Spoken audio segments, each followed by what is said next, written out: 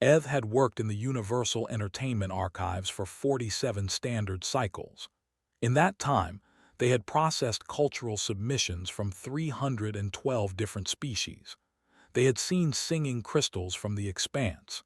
They had the dream paintings of the which could only be viewed while sleeping. They had even survived the infamous temporal opera incident of cycle 8847, when a badly encoded performance from the collective had caused 17 archivists to experience the same 3 minutes repeatedly for an entire work shift. Nothing in all those cycles had prepared Eth for humans. The species was new to the Galactic Council.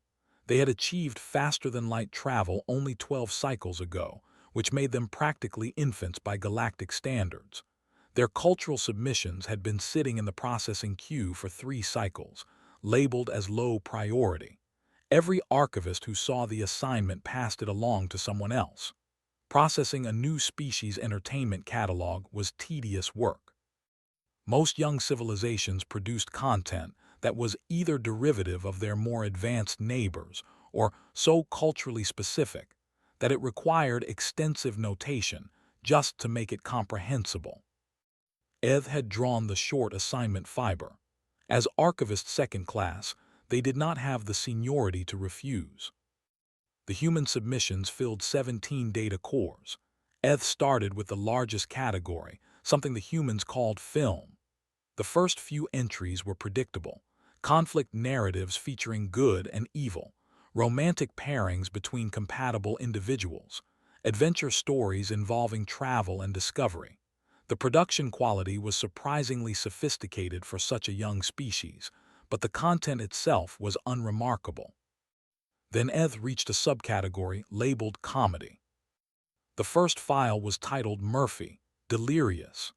The thumbnail showed a single human wearing red synthetic hide clothing. Eth assumed this was some kind of ceremonial garment.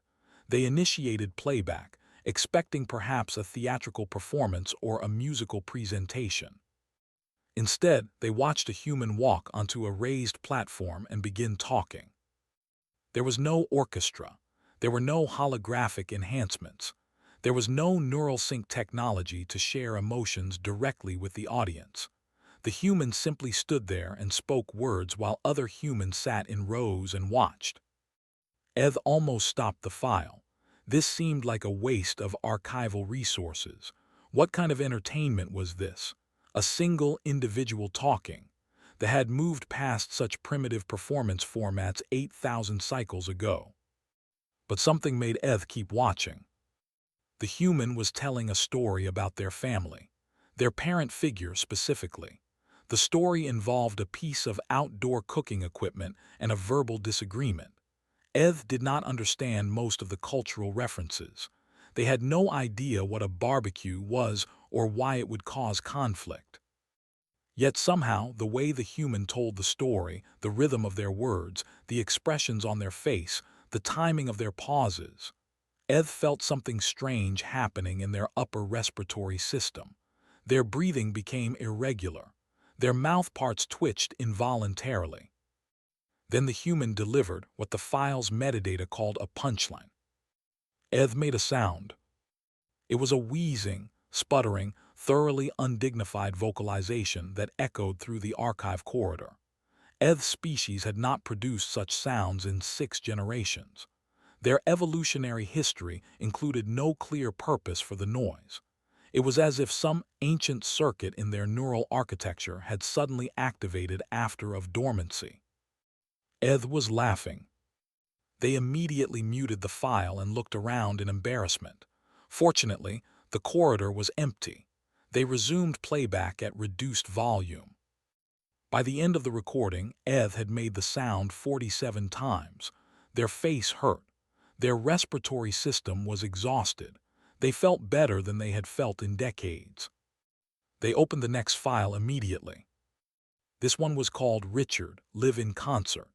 Different human, same format. One individual talking to a crowd. This human told stories about their life experiences, their struggles, their observations about the world around them. Some of the content was quite dark. The human discussed pain and hardship and fear. but they framed it in ways that somehow made it possible to laugh at. They transformed suffering into something shareable, something that connected rather than divided. Eth watched 4 more specials that shift, then 8 more. Then they stopped counting. The humans had thousands of these recordings, thousands upon thousands. They had been producing this type of content for over a century of their species' history. Every generation had created new performers, new styles, new approaches to the same basic format. One human talking, other humans listening, everyone laughing together. By the end of the second work shift, Eth understood that they had discovered something unprecedented. They submitted an emergency classification request to the senior archivist. The request was, entertainment from a 12-cycle member species did not warrant emergency classification. Eth submitted again with attached samples. The request was escalated to review. The review committee watched one sample and immediately forwarded the entire matter to the High Curator. High Curator Thessaly had held her position for 300 cycles. She had overseen the archives through the cultural reformation of the Third Age, the Great Dispute, and the near-disastrous loss of the Singing Mountain recordings during the magnetic storm of cycle 8201. Nothing surprised her anymore. She had seen every type of entertainment the galaxy could produce. Or so she believed. You want me to reclassify comedy recordings as priority cultural artifacts? She asked Eth, her compound eyes narrowing with undisguised skepticism. From a species that has been part of the Council for less than a planetary rotation of the core worlds. With respect, High Curator, I want you to watch one first. Thessaly's antennae twitched with impatience. She had 17 priority matters awaiting her attention. The Void Dancer delegation was threatening to withdraw their gravitational symphony collection over a dispute. The collective wanted their temporal operas moved to a more secure storage facility. She did not have time for this. But something in Eth's posture gave her pause. The younger archivist was practically vibrating with urgency.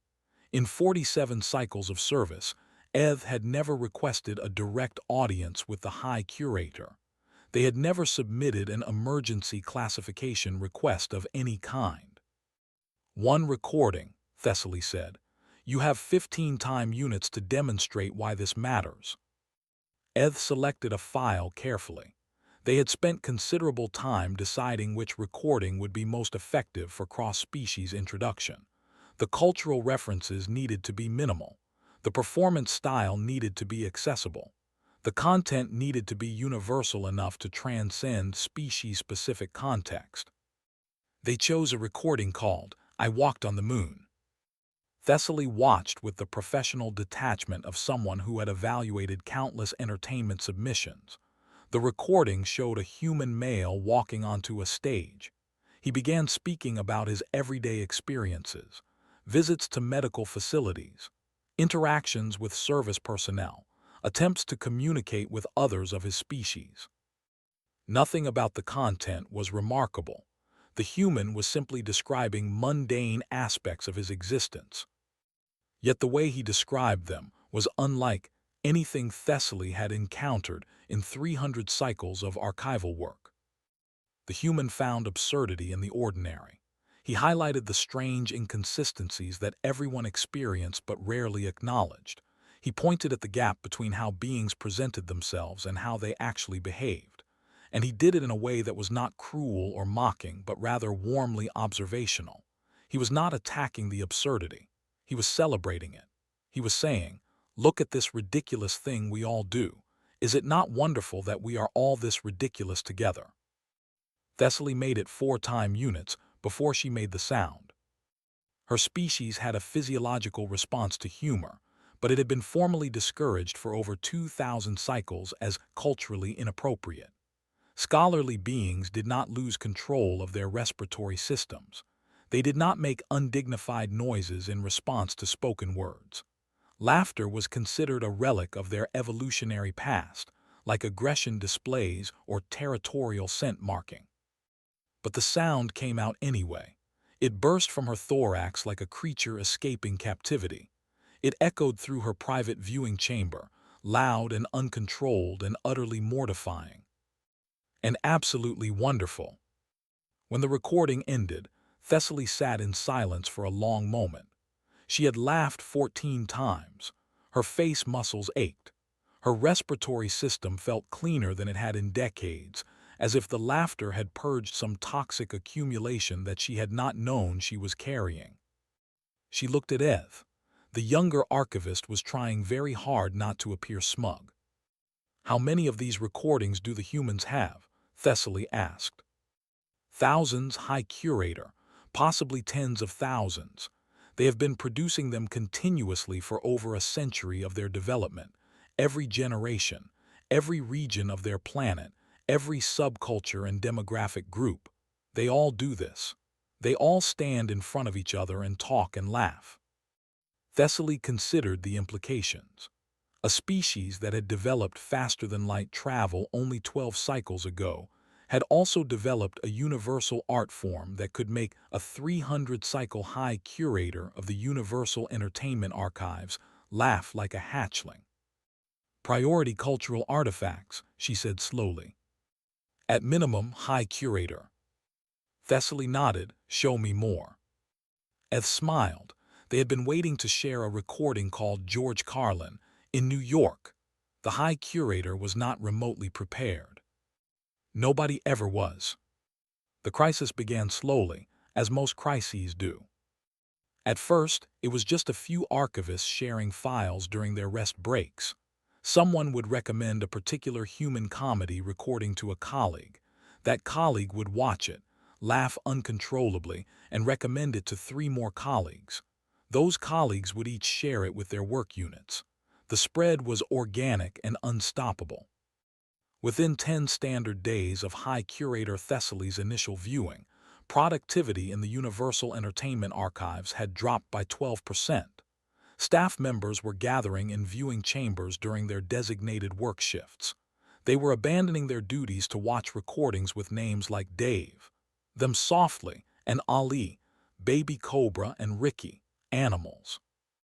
Thessaly received 17 complaints from department supervisors in a single work shift. She had intended to address the problem. She had drafted a strongly worded memorandum about professional conduct and appropriate use of archival resources. Then she had watched another 3 specials and completely forgotten to send it. The problem escalated beyond the archives within a month. A trade delegation had visited the archives for an unrelated matter involving bioluminescent poetry classifications. One of the delegates had wandered into an unsecured viewing chamber where a group of archivists were watching something called Gabriel, Fluffy Breaks Even. The delegate had stayed for the entire recording. Then they had requested copies to bring back to their embassy. The ambassador discovered that her entire diplomatic staff had spent an entire work cycle watching human comedy instead of preparing for an important trade negotiation.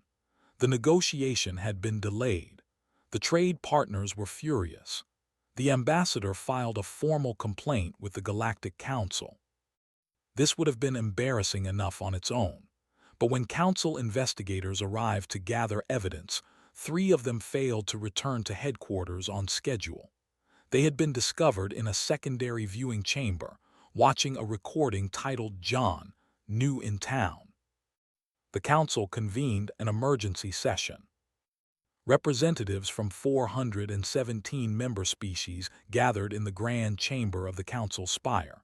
The matter before them was officially classified as concerning patterns of behavioral disruption traced to human cultural submissions. Unofficially, everyone was calling it the comedy problem. Of the hegemony spoke first. The hegemony was a military-focused civilization that prided itself on discipline and order. They had built their society around the principles of efficiency and purpose. Every action was meant to serve the collective good. Every moment was meant to be productive. Had personally watched 14 human comedy specials.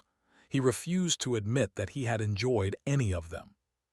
"The humans have weaponized entertainment," he declared, his voice booming through the chamber's acoustic enhancement systems. This so-called comedy creates involuntary physiological responses across multiple species. It disrupts normal cognitive function. It impairs judgment and reduces productivity. I have personally witnessed military commanders losing entire work shifts to these recordings. This is not entertainment. This is psychological manipulation. The human ambassador rose to respond.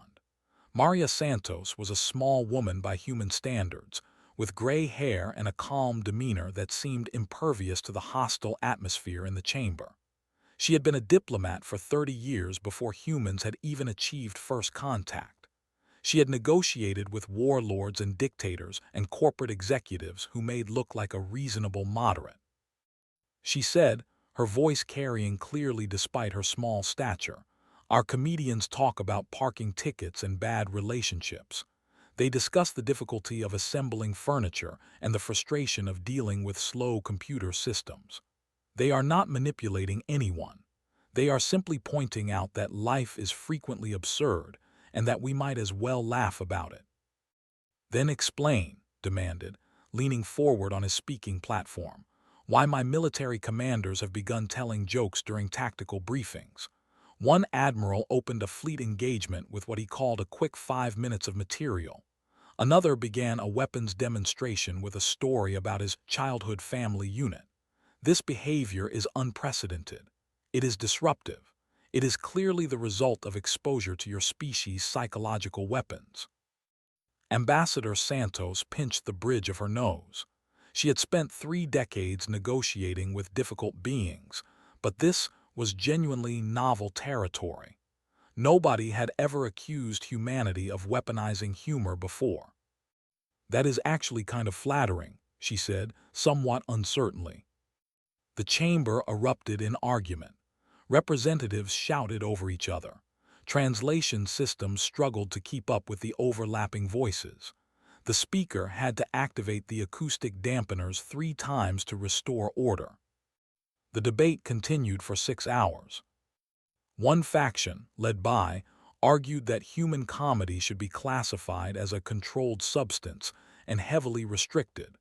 They cited evidence of behavioral changes across multiple species.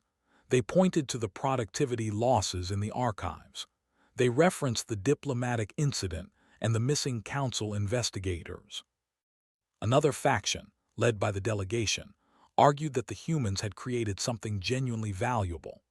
There were a species of dreamweavers who communicated through shared unconscious imagery. They understood better than most that art could create involuntary responses without being weaponized. They argued that laughter was simply another form of emotional resonance, no different from the tears induced by their tragedy dreams or the fear created by horror performances. Ambassador Santos argued that the entire debate was ridiculous, which unfortunately caused 17 delegates to start laughing. The council voted in the early hours of the following day. The decision was a compromise that satisfied nobody but offended everyone equally, which was generally considered a sign of successful diplomacy. Human comedy would be subjected to an official study. The Universal Entertainment Archives would conduct a full investigation into the effects of comedy exposure on non-human species. For the duration of the study, human comedy recordings would be restricted to academic access only. Casual viewing would be prohibited across all council facilities. The decision was announced at dawn. By midday, the first bootleg copies were already circulating. An archivist with access to the restricted files began quietly sharing copies with colleagues. A void dancer diplomat traded gravitational symphony compositions for comedy recordings. A hegemony military officer discovered that human comedians had produced material specifically about military culture and became the primary distribution node for 3 entire sectors. The black market for human comedy became the fastest-growing informal economy in galactic history. Council security intercepted hundreds of unauthorized transfers in the first week alone. They arrested a dream merchant who had been selling comedy recordings as waking humor experiences. They shut down a distribution network operating out of a poetry appreciation society. They discovered that the collective had been using their temporal manipulation technology to watch the same comedy specials repeatedly, experiencing the same jokes hundreds of times without any enjoyment. The crackdown only increased demand. Prices for bootleg recordings skyrocketed.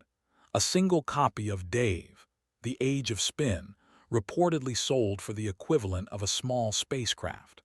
Complete collections of human comedy became status symbols among the galactic elite. There were rumors that the Hegemony High Command itself maintained a secret archive of restricted recordings, though this was officially.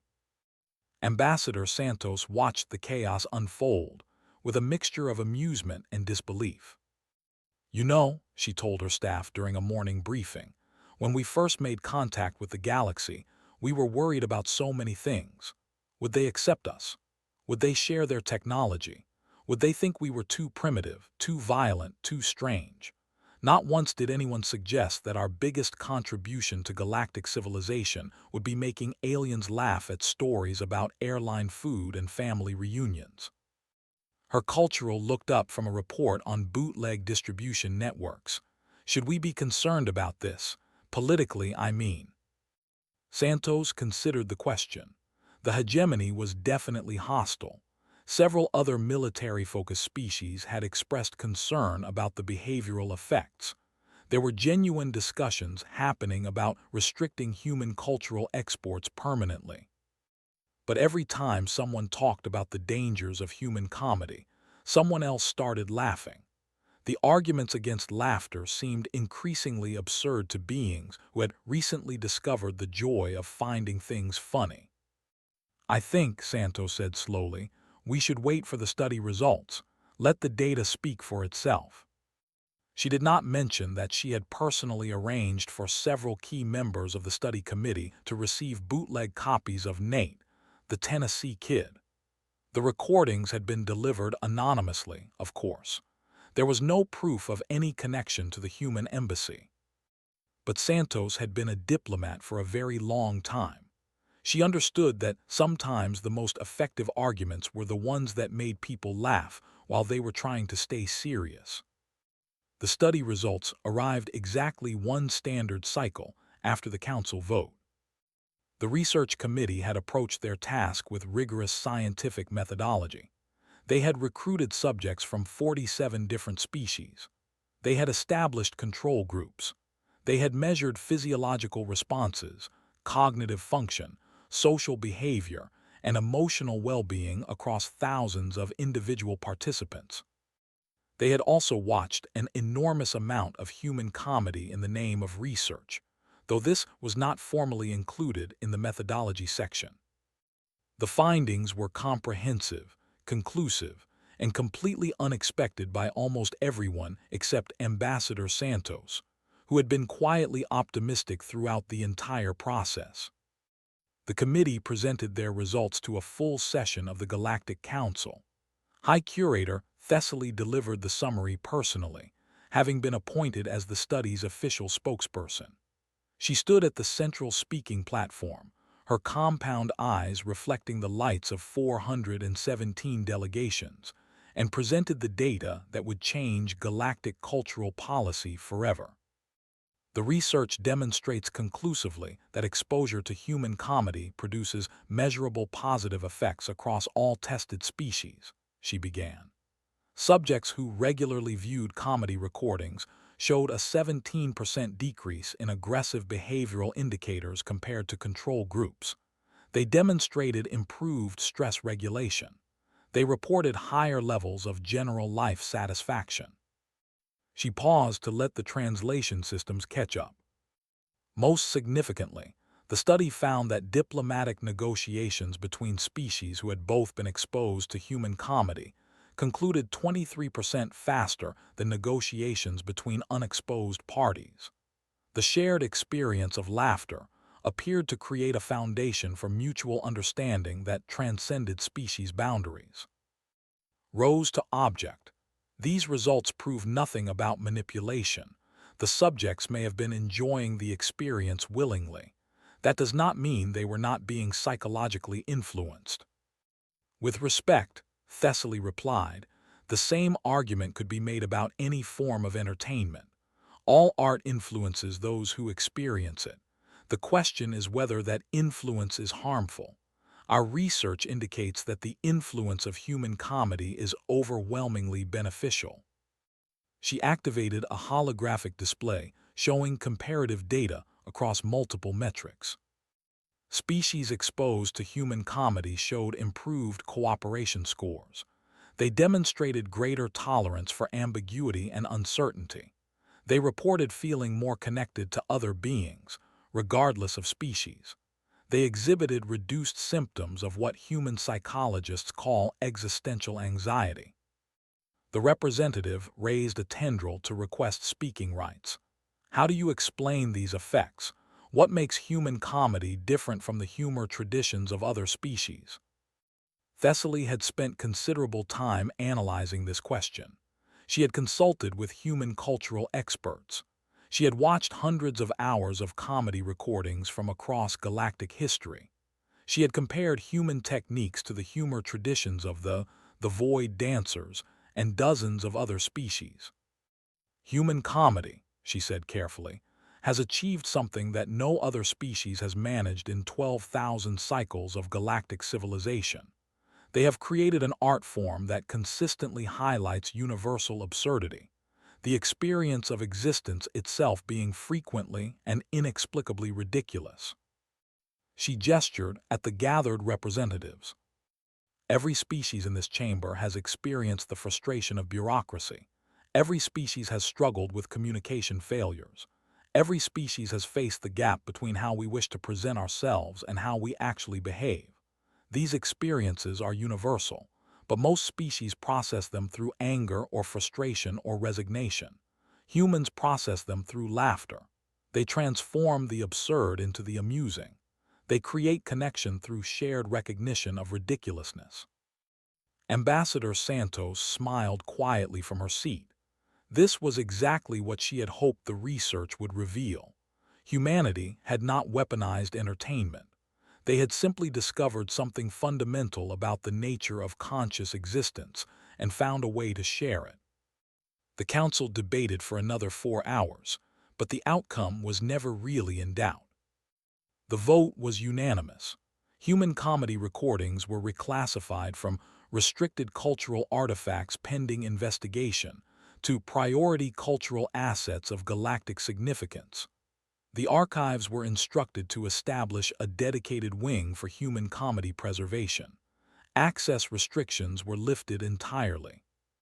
More importantly, human comedy specials were designated as mandatory cultural education for all diplomatic corps, military leadership, and administrative officials across the council. Every being involved in relations would be required to view a curated selection of human comedy as part of their basic training. The humans were also commissioned to produce new content specifically addressing relations.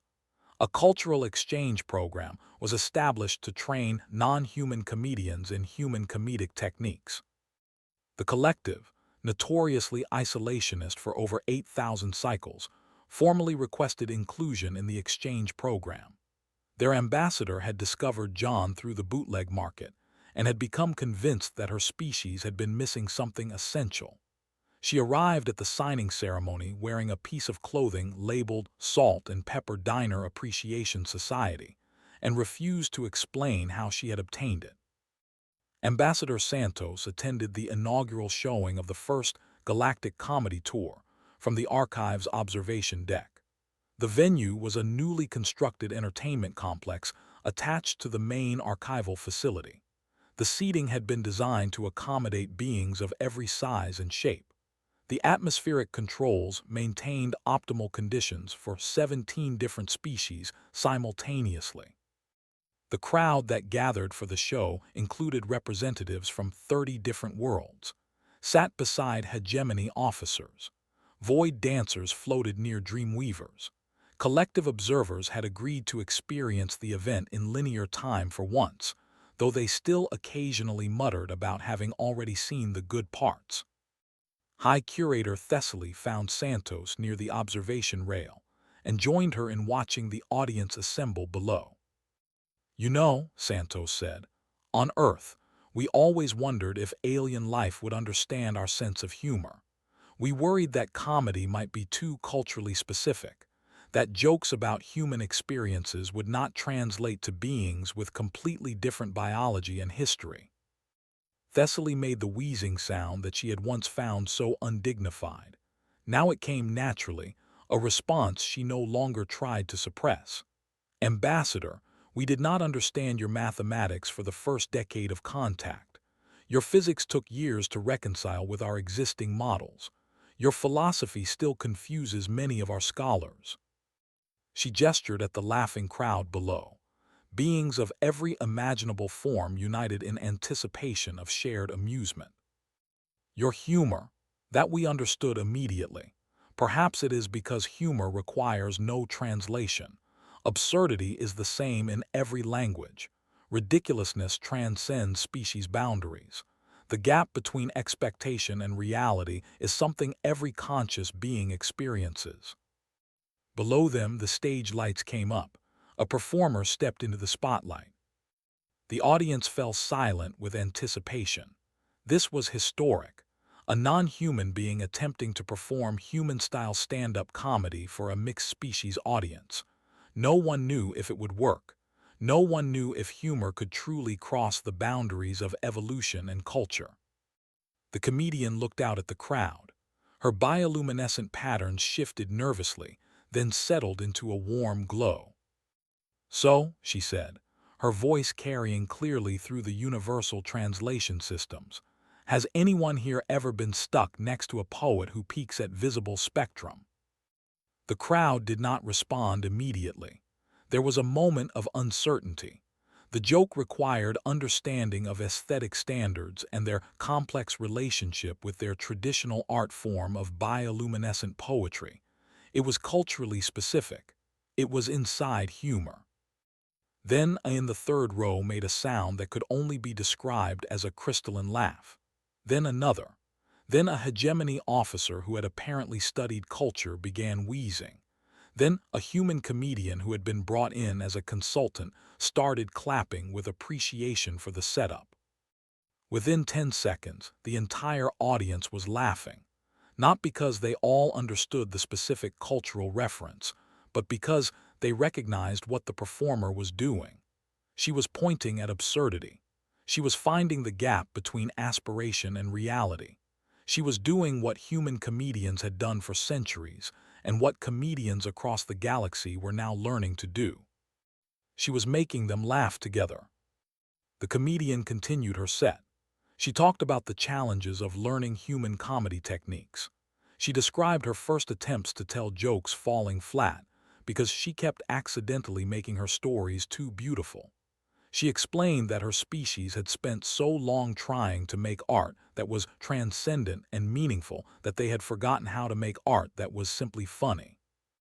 "But then I watched a human named Mitch," she said, "and I realized that the most transcendent thing in the universe might just be a really good observation about escalators and stairs." The set lasted 20 minutes. By the end, the audience was exhausted from laughing. Beings from 30 different worlds had spent 20 minutes sharing an experience that none of their species had evolved to share. They had laughed together at the same observations. They had recognized themselves in the same absurdities. When the comedian took her final bow, the applause was thunderous. Santos watched from above, tears running down her face. She was crying and laughing at the same time, which was a very human thing to do. "You know what the best part is," she said to Thessaly. "We did not even mean to do this. We did not develop comedy as a diplomatic tool or a cultural export strategy. We just started making each other laugh thousands of years ago and never stopped. We did it because it felt good. We did it because life was hard and humor made it bearable." Thessaly nodded, her antennae waving gently. "Perhaps that is exactly why it works. Other species develop entertainment for specific purposes: ritual enhancement, social bonding, cultural preservation.